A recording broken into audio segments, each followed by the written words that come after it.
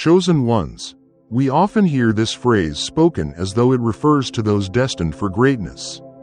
Individuals marked by a mysterious, divine purpose. But have we ever truly understood what it means? As Matthew chapter 22 verse 14 says, "For many are called, but few are chosen." This is not merely a warning, it is a profound invitation to spiritual awakening. We tend to believe that being chosen is something granted at birth, a rare gift reserved for a select few. But what if that belief is mistaken? What if being chosen is not an inherited privilege, but a path, one forged through quiet, unseen trials that most never recognize? This is not the stuff of legend or fantasy. This is a spiritual calling, real, raw, and divine. Consider the lives of Moses, David, and Paul. They were not chosen because they were remarkable from the start. They were chosen because they endured, because they withstood trials that would have broken lesser souls. They did not stumble into greatness. They were forged in the crucible of hardship, refined by fire through faith, perseverance, and inner strength. These trials were not always visible. They came in silence, in isolation, in long nights without answers. They tested the soul, the mind, the heart, and only those who dared to face them, who chose to endure when others fled, only they emerged transformed. Those who come out on the other side are no longer the same. They are the ones who have surrendered their own plans to walk boldly into God's. They are not chasing worldly acclaim. They stand firm in a divine purpose that transcends the self. So if today you are facing trials no one sees, silent battles in your spirit, do not despair. It may very well be a sign that you are being prepared, not for the applause of the world, but to be counted among the chosen in the eyes of heaven. Number 1. The fire of identity. The journey of the chosen begins not with action, but with a question that unsettles the soul. Who am I truly?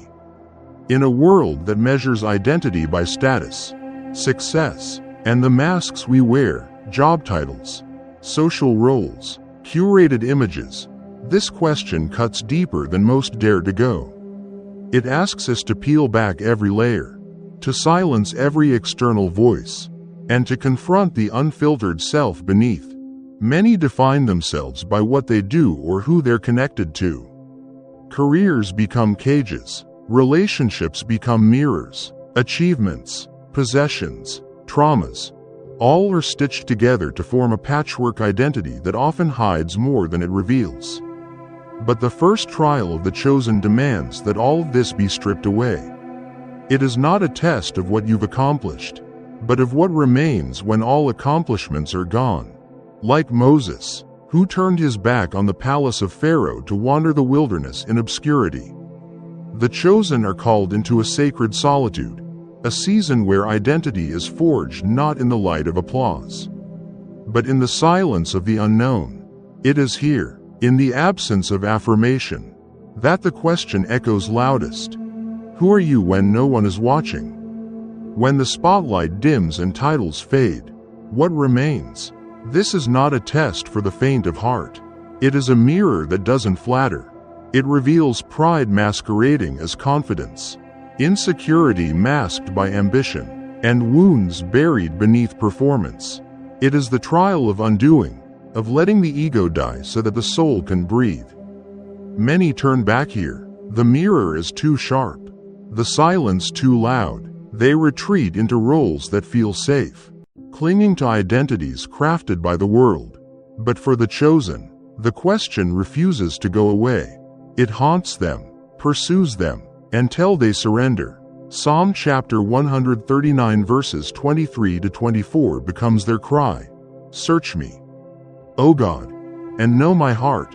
Test me and know my anxious thoughts. See if there is any offensive way in me, and lead me in the way everlasting. This is no passive prayer, it is a divine invitation to excavation.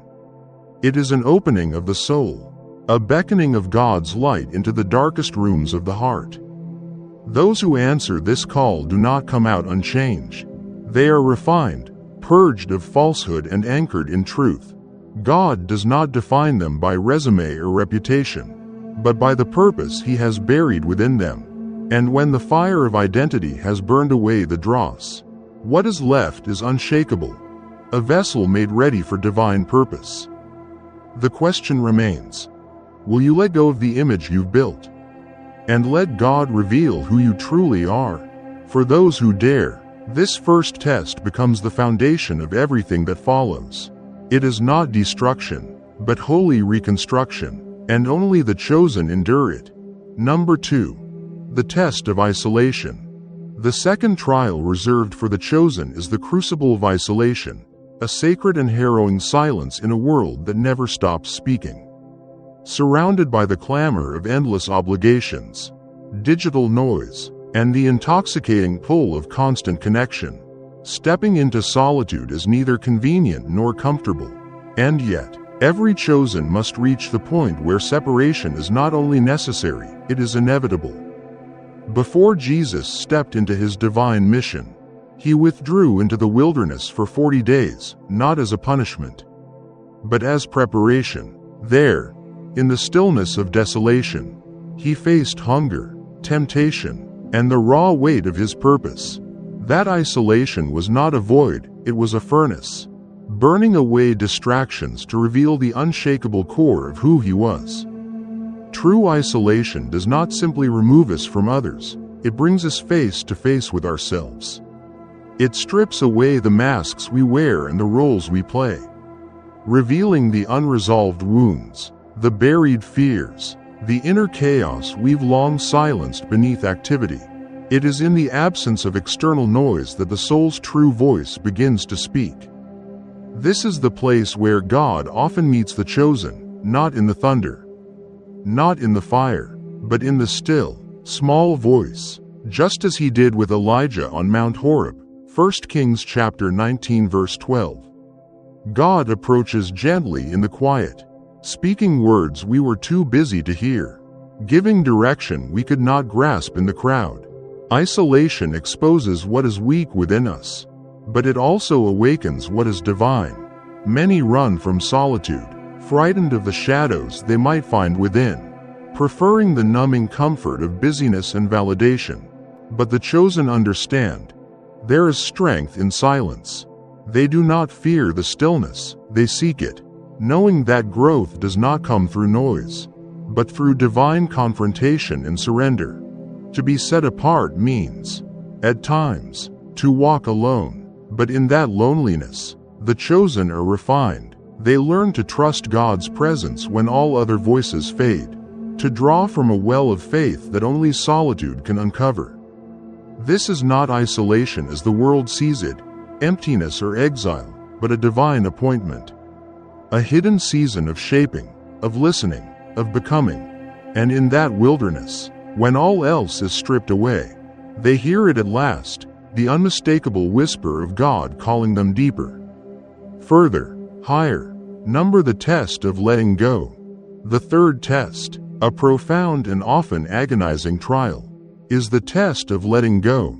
In this life, we cling fiercely to so many things, our expectations, our grudges, our cherished dreams, and even our deepest relationships. These attachments become a part of us, shaping our identity and guiding our choices. But those who are called must come to understand that there is power in release, trusting that the ways of God are higher, deeper, and more perfect than our own. Abraham's trial is a striking example of this truth. When God commanded him to sacrifice his beloved son, Isaac, it was not a test of cruelty or a divine thirst for sacrifice. It was a test of trust. It was a moment where God's call diverged sharply from Abraham's desires and plans.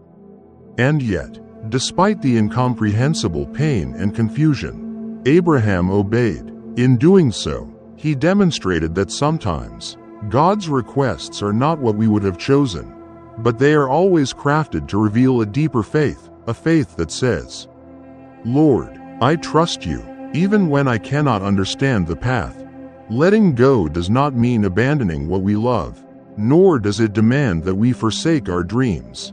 Rather, it is the act of loosening our iron grip on the future, surrendering the very control we believe we possess. It is about yielding to God's will and trusting that His purpose for us is more expansive and more beautiful than any vision we could ever create for ourselves. This surrender is not a one-time act but a continuous process. Just when we think we've fully released our attachments, life presents another challenge, another moment where we are asked, "Can you let go of this too?" It is in these moments that we discover a deeper truth. True faith is not measured by what we hold, but by what we are willing to let go of. Jesus spoke of this very principle when He said, "Whoever wants to be my disciple must deny themselves, take up their cross, and follow me." Matthew chapter 16 verse 24. Letting go is not weakness, it is strength. It is the courageous surrender of our will, our desires, and our future into the hands of a God who is infinitely wise and good.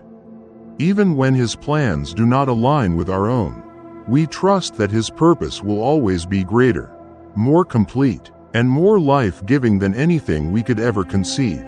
For the chosen, this test is neither quick nor easy. It often means surrendering dreams that have taken years to build, or releasing people we have loved deeply. Yet, it is through these very acts of sacrifice that they experience a freedom, a peace, that cannot be obtained by clinging to what was never meant to stay. As they release their plans into God's hands, they discover that His plan is filled with blessings and possibilities far beyond what they could have imagined. This test builds a faith that endures. With each act of letting go, the chosen come to see God's faithfulness more clearly. They learn that, when they make space for Him by releasing what they thought they needed, He fills that space with His presence.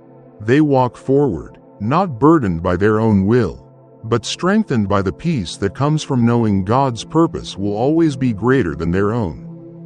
The chosen understand that letting go is not the end. It is the beginning of a journey into the fullness of what God has for them, far beyond what they could ever dream or hope. Test 4. The dark night of the soul. The fourth test, known throughout ages as the dark night of the soul, is not a mere hardship, but a crucible of transformation, a spiritual descent that has shaken even the most faithful to their core.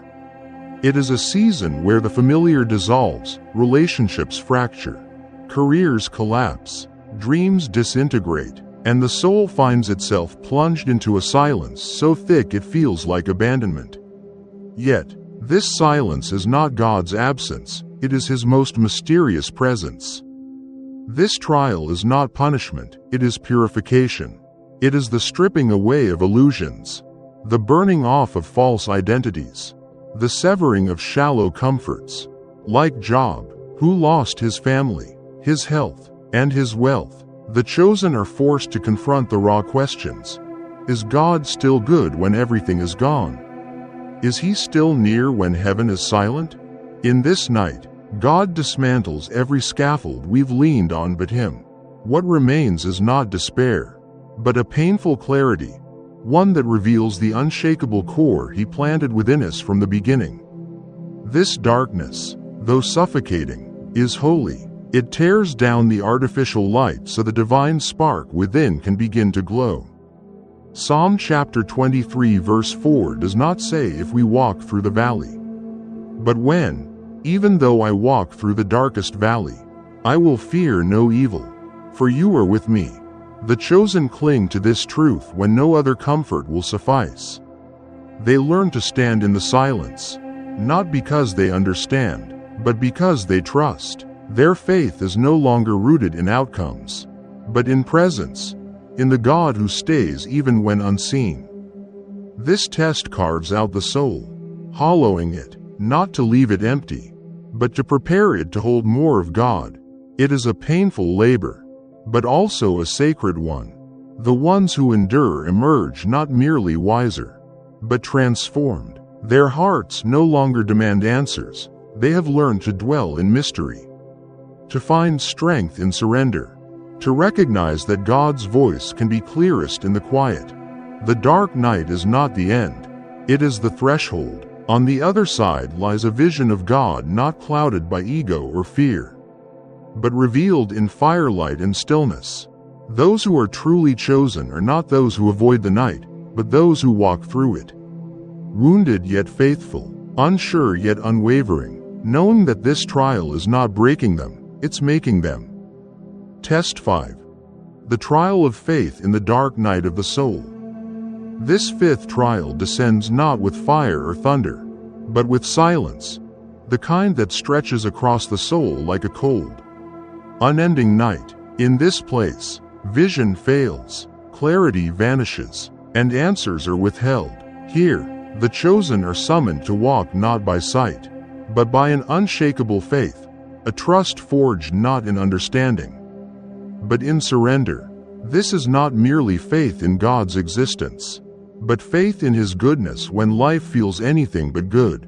Faith in His purpose, even when that purpose remains hidden beneath the shroud of suffering.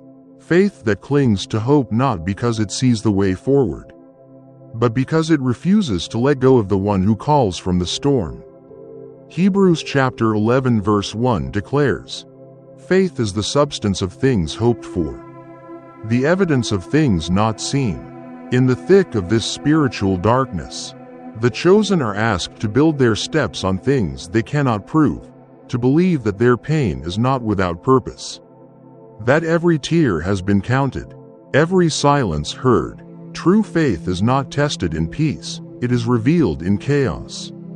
It is easy to believe when the skies are clear, but this test demands belief when the heavens are silent, when every step feels like it might be the one that breaks you.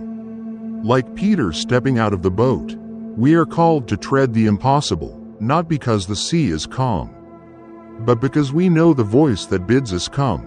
Peter did not walk on water because he understood the physics. He walked because he trusted the one above the waves. Likewise, this test is not about grasping certainty, it is about letting go of the need for it. It is about choosing trust over clarity, and surrender over control. The world cannot comprehend this path. To them, walking forward in the dark is madness. But to the chosen, it is consecration. It is the holy refining of those who dare to let go of their own plans in favor of a divine one they may never fully grasp. It is here that faith is not dulled by doubt, but deepened by fire. The chosen are not spared the night, they are purified by it. Their strength does not lie in having all the answers, but in anchoring to the one who does. When logic fails and hope is thin, they cling to the promises of the eternal. They press forward, not because they know the full path, but because they know the shepherd. In the hush of the unseen, they find a peace that defies reason, a hope that does not tremble before uncertainty, and a strength not born of willpower, but of holy surrender. This is the mystery of the fifth test, faith not as passive belief, but as a defiant flame in the shadows. It is here, in this unseen battlefield, that the chosen are forged into those who shine even when all other lights go out. The sixth test, the test of surrender. The sixth test for the chosen ones is the test of surrender. Reaching this stage means we've already proven our resilience, our courage, and our endurance. But now, the journey asks something entirely different, not greater strength, but deeper humility. It calls us to lay down our own plans and hand over the reins of our lives to God. This is the moment where we release our designs and allow His will to prevail. Jesus walked this path before us, kneeling in the Garden of Gethsemane with a prayer soaked in agony and trust. "Father, if you are willing, take this cup from me, yet not my will, but yours be done." Luke chapter 22 verse 42. Surrender is not giving up, it is a sacred act of courage. It is the intentional choice to yield to a purpose higher than our own. This test teaches us humility and obedience, inviting us to relinquish our need to control outcomes and instead trust in God's timing and divine wisdom. For the chosen, true strength is not found in forcing outcomes, but in the willingness to be led, even when the path ahead is veiled and no explanations are offered. Surrender, then, is not a mark of weakness but an act of fierce faith, the acknowledgement that God sees further, knows better, and always acts for our ultimate good, even when we cannot grasp the why. And in this surrender, a supernatural peace begins to rise.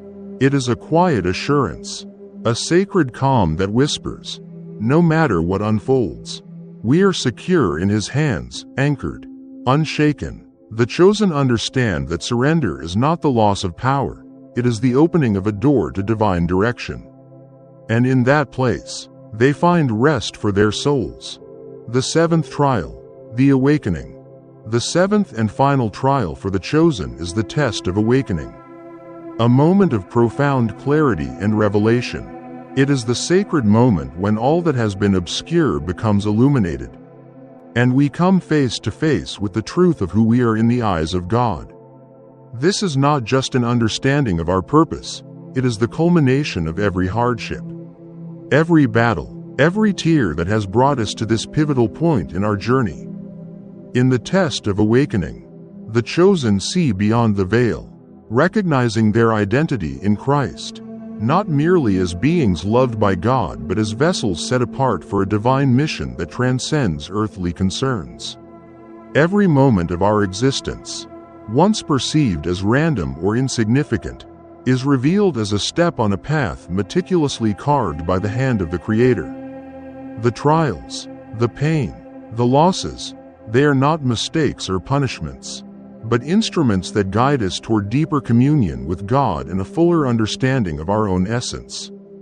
This awakening grants us the eyes to see that each challenge was a lesson, each struggle a necessary forging of our spirit. The dark nights we have endured, the moments of hopelessness, were not in vain. They were the fire that refined us, preparing us to embrace freedom, joy, and a purpose far greater than ourselves. In this moment, fear loses its power, and the chains of ego that once held us in bondage fall away. The person we were fades, and the person we are destined to become emerges, courageous, unburdened by doubt or insecurity, fully surrendered to the divine plan that has always been waiting for us. With this clarity comes a peace that the world cannot understand, a peace that transcends circumstance. Unshaken by the storms of life, it is a strength rooted not in our own abilities, but in the profound knowing of who we are and whose we are. In this awakening, the past is no longer a source of shame or regret, it becomes the sculptor of our soul, shaping us into beings capable of walking in the light of our true calling. Now, the question remains, are you one of the chosen? Are you prepared to face the trials of identity, isolation, surrender, faith, darkness, and, ultimately, awakening? The journey is not for the faint of heart, for these tests will break you down and rebuild you in ways you cannot yet comprehend. But if you endure, you will emerge transformed, stepping into a life that is abundant, free, and aligned with the divine purpose for which you were created. This is not about perfection or being extraordinary by human standards. It is about the willingness to trust, to surrender, to grow. So, let us walk this path together, for the reward that awaits us is beyond anything we can imagine.